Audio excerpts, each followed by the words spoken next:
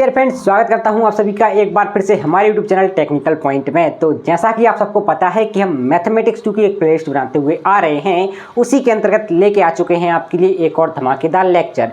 यहाँ पे अपन पढ़ने वाले हैं स्ट्रेट लाइन के लास्ट कॉन्सेप्ट के बारे में, और फिर इसके बाद शुरू होगा कॉनिक सेक्शन का संग्राम महासंग्राम। मतलब आज की जो वीडियो है यहाँ पे अपन स्ट्रेट लाइन को ख़त्म करके अगली वीडियो में, अगले लेक्चर्स में बढ़ेंगे कॉनिक सेक्शन की ओर, जहाँ पे अपन पढ़ेंगे इलिप्स के बारे में, पैराबोला के बारे में।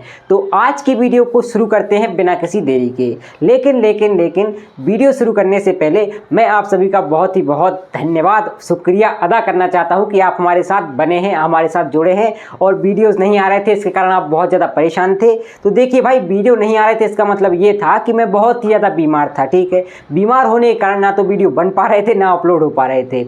लेकिन मैंने जैसा कहा था आपसे कि आपको 3rd यूनिट तक हम कवर करवा के देंगे।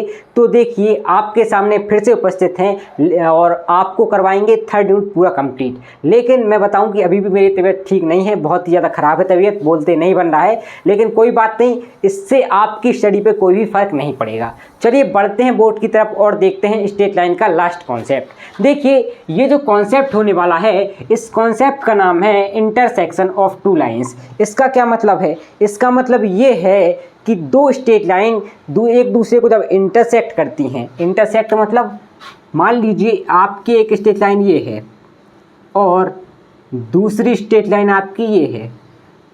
ये क्या कर रही हैं? किसी एक पॉइंट पे इंटरसेक्ट कर रही हैं, इस पॉइंट पे। अब देखिए ये जिस पॉइंट पे इंटरसेक्ट कर रही हैं, इस पॉइंट के कुछ ना कुछ कोऑर्डिनेट होंगे, क्योंकि अपन कोऑर्डिनेट ज्योमेट्री पढ़ रहे हैं। तो यहाँ के इसके क्या होंगे मेरे भाई? इसके कोऑर्डिनेट होंगे। कोऑर्डिनेट क्या होंगे भैया? एक्स होंगे और वाई कोऑर्डिनेट होंगे, है कि नहीं? अब आप कहेंगे ये एक्स वाई कहाँ से आया है? तो मैंने आपको बताया था कि अपन कोऑर्डिनेट ज्योमेट्री पढ़ रहे हैं। यहाँ पे अपन कार्टेशियन प्लेन में, कार्टेशियन प्लेन क्या होता है? तो देखिए मेरे भाई, ये क्या होता है आपका एक्स एक्सिस, ये क्या है आपका एक्स एक्सिस, ये क्या है होता है आपका वाई एक्सिस। इसी को अपन क्या बोलते हैं मेरे भाई? कार्टेशियन प्लेन बोलते हैं। तो जब 2 स्ट्रेट लाइन इस कार्टेशियन प्लेन में इंटरसेक्ट करती हैं, अब इंटरसेक्ट कैसे करेंगी? कुछ इस तरह से, ये 2 लाइन है, ये क्या कर रही हैं भाई? इस पॉइंट पे इंटरसेक्ट कर रही हैं। तो इस पॉइंट के क्या होंगे? कुछ कोऑर्डिनेट होंगे।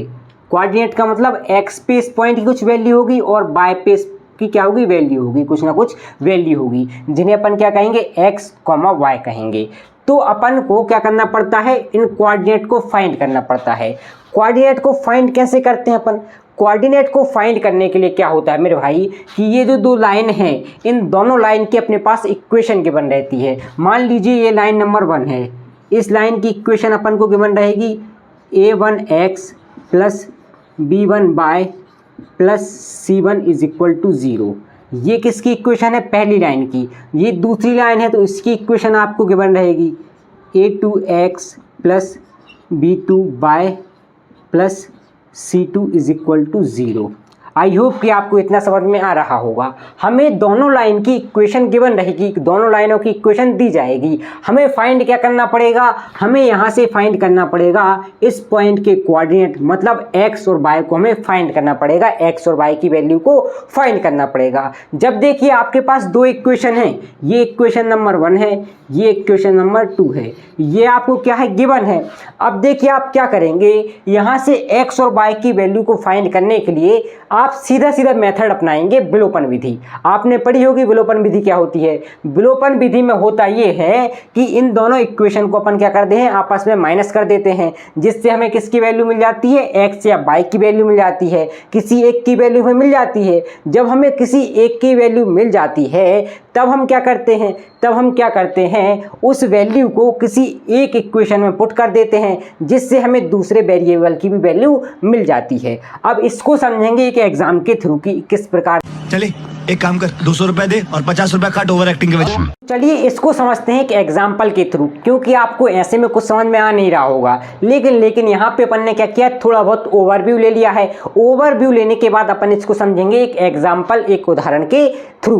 अब देखिए, उसको समझाने से पहले मैं आपको एक चीज़ बता दूं कि भाई हमने कहा था कि हमारे फर्स्ट यूनिट के नोट्स तैयार हो चुके हैं। बड़े ही बेहतरीन तरीके से नोट्स लिखे गए हैं फर्स्ट यूनिट के। किसके? फर्स्ट यूनिट के। अगर आपको फर्स्ट यूनिट के नोट्स चाहिए बेहतरीन तरीके से हैंड रिटन, तो आप क्या करिए, इस नंबर पे प्लीज़ कांटेक्ट कर लीजिए। आपको 9 रुपये में, केवल और केवल 9 रुपये में फर्स्ट यूनिट के नोट्स मिल जाएंगे। प्लीज़ भाई इतना तो आप कर सकते हैं यार, है कि नहीं? मेरे लिए कर लीजिए, ठीक है ना। नोट्स किस लिए चाहिए पढ़ते हैं भाई? नोट्स इसलिए चाहिए पढ़ते हैं कि आप कभी अब नोट्स बनाते हैं तो आपके नोट्स गुम जाते हैं, कभी फट जाते हैं, ख़राब हो जाते हैं। लेकिन जो मैंने पीडीएफ बनाया है, बड़ा ही बेहतरीन पीडीएफ बनाया है, उसको आप क्या कर सकते हैं, अपने फ़ोन में स्टोर करके रख सकते हैं। बहुत ही बेहतरीन और बहुत ही बढ़िया है, ठीक है ना भाई। इसकी प्राइस कितनी रहेगी? इसकी प्राइस रहेगी केवल और केवल 9 रुपये। 9 रुपये में आपको फर्स्ट यूनिट के नोट्स बेहतरीन तरीके से मिल जाएंगे। प्लीज़ प्लीज़ प्लीज़ इस नंबर पे जाके कांटेक्ट कर लीजिए। चलिए बढ़ते हैं आगे और इसको समझते हैं एक एग्जाम्पल के थ्रू। चलिए डियर, बढ़ते हैं आगे और समझते हैं एक बेहतरीन से क्वेश्चन को। तो क्वेश्चन अपन से कह रहा है, सरल रेखा मतलब स्ट्रेट लाइन 2x + 3y - 8 = 0 और 5x + 4y - 13 = 0 एक पॉइंट पे इंटरसेक्ट करती हैं। तो उस पॉइंट के निर्देशांक मतलब कोऑर्डिनेट क्या होंगे, ये हमें फाइंड करना है। तो देखिए होगा क्या यहाँ पे, सबसे पहले हमें लिखना पड़ेगा दिया है। क्या लिखना पड़ेगा? दिया है।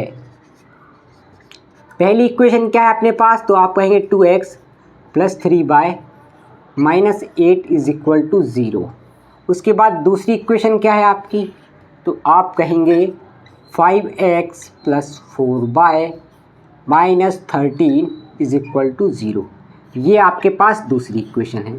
तो यहाँ पे आपको 2 इक्वेशन दे दी गई हैं और आपसे कहा जा रहा है कि इस पॉइंट के क्या कीजिए, निर्देशांक फाइंड कीजिए, जिस पॉइंट पे ये कट कर रही हैं, एक दूसरे को इंटरसेक्ट कर रही हैं। इसका मतलब क्या है, हमें क्या फाइंड करना है? हमें फाइंड करना है x और y की वैल्यू।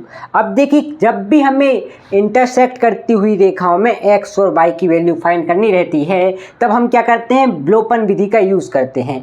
कैसे करते हैं यूज़? तो सबसे पहले हम क्या करेंगे कि यहाँ पे x के साथ जो भी मल्टीप्लाई में है, तो y का क्या है यहाँ पे x के साथ मल्टीप्लाई में, तो आप कहेंगे x के साथ मल्टीप्लाई में 5 है। और यहाँ पे क्या है मेरे भाई x के साथ मल्टीप्लाई में, तो यहाँ पे आप कहेंगे x के साथ मल्टीप्लाई में 2 है।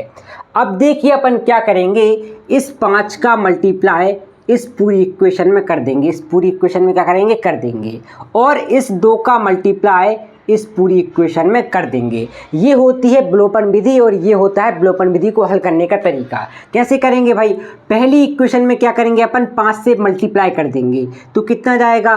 5 दूनी 10 x। देखो अपन ने 5 का मल्टीप्लाई किया 2 में, तो कितना आ गया? 10 आ गया।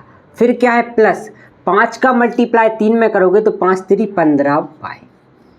फिर 5 का मल्टीप्लाई -8 में करोगे तो कितना आएगा? 8 पंचे 40 -40 = 0। ये आपकी बन गई इक्वेशन नंबर 3। Equation number 3। अब क्या करना है? इस 2 का मल्टीप्लाई अपन करेंगे इक्वेशन नंबर 2 में। किसका? इस 2 का मल्टीप्लाई इक्वेशन नंबर 2 में। जब भी आपको विलोपन विधि हल करनी रहती है तो अपन क्या करते हैं, जो ऊपर वाली इक्वेशन रहती है मतलब इक्वेशन नंबर फर्स्ट रहती है, उसमें x के साथ मल्टीप्लाई में जो भी होता है उसका मल्टीप्लाई हम दूसरी इक्वेशन में कर देते हैं। और दूसरी इक्वेशन में x के साथ मल्टीप्लाई में जो भी रहता है उसका मल्टीप्लिकेशन पहली वाली इक्वेशन में अपन कर देते हैं। अब अपन क्या करेंगे? 2 का मल्टीप्लिकेशन करेंगे इक्वेशन नंबर 2 में। तो क्या जाएगा? 2 पंचे 10x प्लस 2 चौके 8y माइनस 13 दूनी 26 = 0। ये इक्वेशन क्या है आपकी? Equation number 4। अब हम क्या करेंगे? अब हम करेंगे इक्वेशन 4 में से 3 को हटाएंगे या 3 में से 4 को हटाएंगे। तो हम क्या लिखते हैं यहाँ पे? इक्वेशन 3 में से इक्वेशन 4 घटाने पर। अब अपन को क्या करना है, अपन को करना है कि जो इक्वेशन नंबर 3 है इसमें से इक्वेशन नंबर 4 को घटा देना है, मतलब माइनस कर देना है। तो क्या जाएगा आपका 10x + 5y - 14 = 0।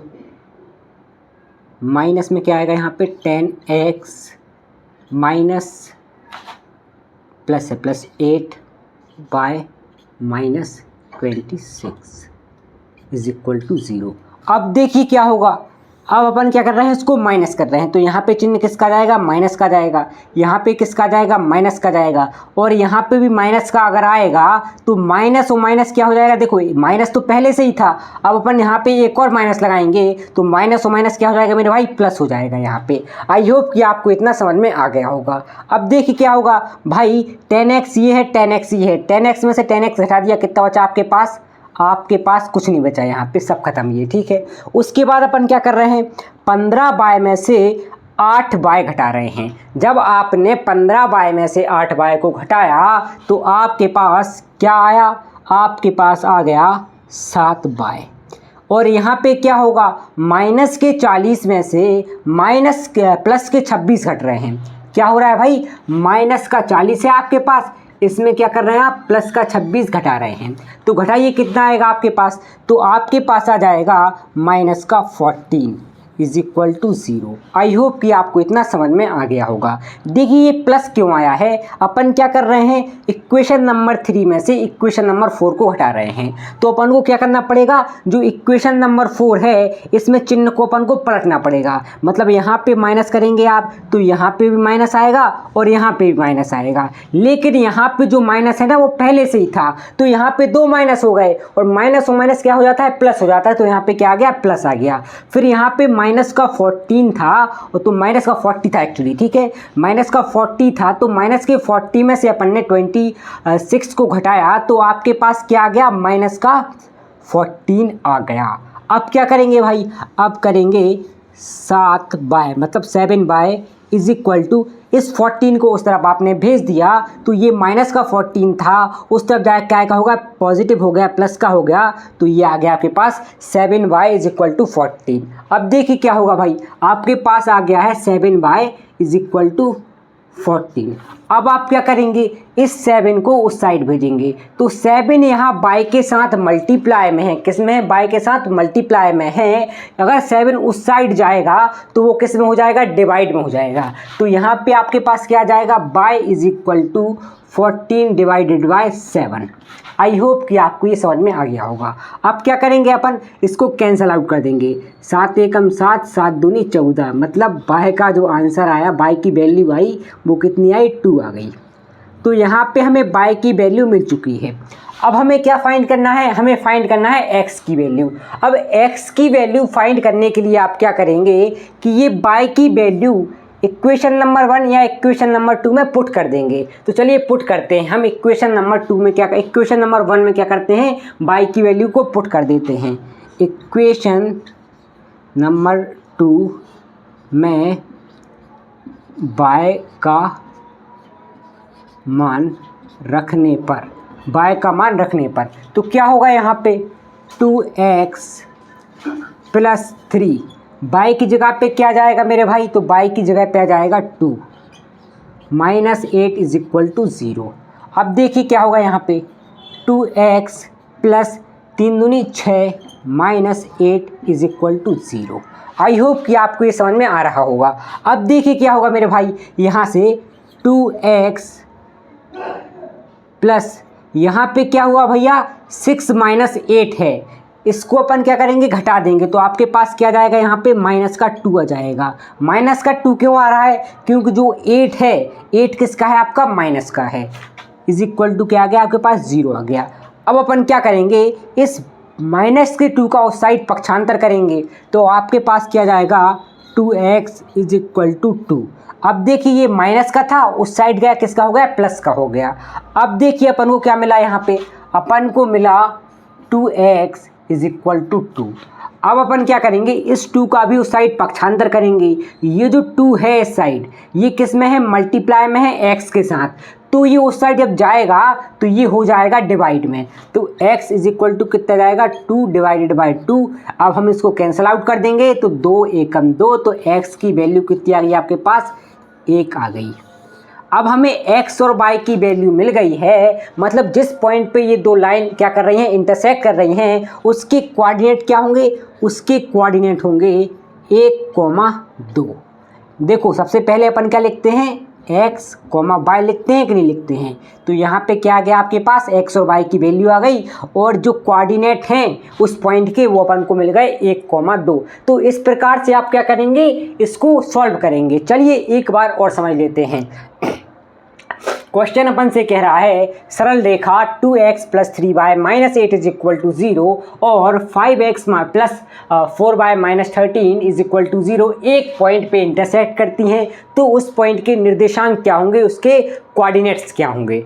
तो हमने क्या किया, दोनों इक्वेशन को लिया, दोनों इक्वेशन में हमने क्या किया, विलोपन विधि का यूज़ किया। विलोपन विधि में क्या होता है कि जो फर्स्ट इक्वेशन है, पहली इक्वेशन है, तो पहली इक्वेशन में जो भी x के साथ मल्टीप्लाई में है, तो यहाँ पे क्या था, x के साथ मल्टीप्लाई में 2 था, तो इस 2 का मल्टीप्लाई अपन ने इक्वेशन नंबर 2 में कर दिया। और इक्वेशन नंबर 2 में x के साथ जो भी था, क्या था, x के साथ 5 था, तो इस 5 का मल्टीप्लाई हमने किस में कर दिया, हमने कर दिया इक्वेशन नंबर फर्स्ट में। तो हमें क्या मिला, इक्वेशन नंबर 3 और इक्वेशन नंबर 4 मिला। फिर हमने क्या किया, इक्वेशन नंबर 3 में से इक्वेशन नंबर 4 को घटाया, तो हमें y की वैल्यू मिल गई 2। उसके बाद क्या हुआ भाई, इस y की वैल्यू को हमने इक्वेशन नंबर 2 में या 1 में, अपन ने किस में रखा था, यहाँ पे 1 में रखा था एक्चुअली, ठीक है, किस में रखा, 1 में रखा, ठीक है, 1 में या 2 में किसी में भी आप रख सकते हैं। तो इक्वेशन नंबर में 1 में रखा, तो अपन को क्या मिला, x इज इक्वल टू 1 मिलेगा। जब हमें x और y की वैल्यू पता चल गई, तब हमें इस पॉइंट के क्या मिल गए, कोऑर्डिनेट्स पता चल गए, निर्देशांक पता चल गए। क्या हुए इसके निर्देशांक, 1,2 हुए। चलिए जब भी दो स्ट्रेट लाइन किसी एक पॉइंट पे क्या करती हैं, इंटरसेक्ट करती हैं, तो हमें क्या मिलता है, यूनिक सॉल्यूशन मिलता है। कैसा मिलता है, यूनिक सॉल्यूशन मिलता है। यूनिक का मतलब क्या होता है, अद्वितीय मतलब केवल एक, जिसका कोई दूसरा ना हो। जब भी आपकी दो स्ट्रेट लाइन किसी एक पॉइंट पे क्या करेंगी, कट करेंगी या इंटरसेक्ट करेंगी, तो हमें क्या मिलेगा, तो हमें मिलेगा यूनिक सॉल्यूशन। यूनिक सॉल्यूशन का मतलब होता है अद्वितीय सॉल्यूशन, जिसका कोई दूसरा सॉल्यूशन ना हो, मतलब एक सॉल्यूशन। आई होप कि आपको ये समझ में आ गया होगा। चलिए बढ़ते हैं नेक्स्ट पेज पे और आपको देते हैं एक होमवर्क क्वेश्चन। देखते हैं आपके लिए एक होमवर्क क्वेश्चन को। तो क्वेश्चन अपन से क्या कह रहा है, क्वेश्चन कह रहा है यदि दो straight line 3x + 4y - 10 is equal to 0 और 2x + 2y - 2 is equal to 0 एक पॉइंट पे इंटरसेक्ट करती हैं, तो इस पॉइंट के निर्देशांक क्या होंगे। ये आपको क्या करना है भाई, खुद सॉल्व करना है, खुद इसका सॉल्यूशन करना है और कमेंट में इसका आंसर पिन करना है। तो आज के लिए करते हैं आपसे अलविदा, आपसे मांगते हैं अलविदा। तो आज के लिए इतना ही, मिलते हैं अगले वीडियो में, वहाँ पे अपन पढ़ेंगे नई चीज़ों के बारे में, नए कॉन्सेप्ट के बारे में। तब तक के लिए थैंक्स फॉर वॉचिंग।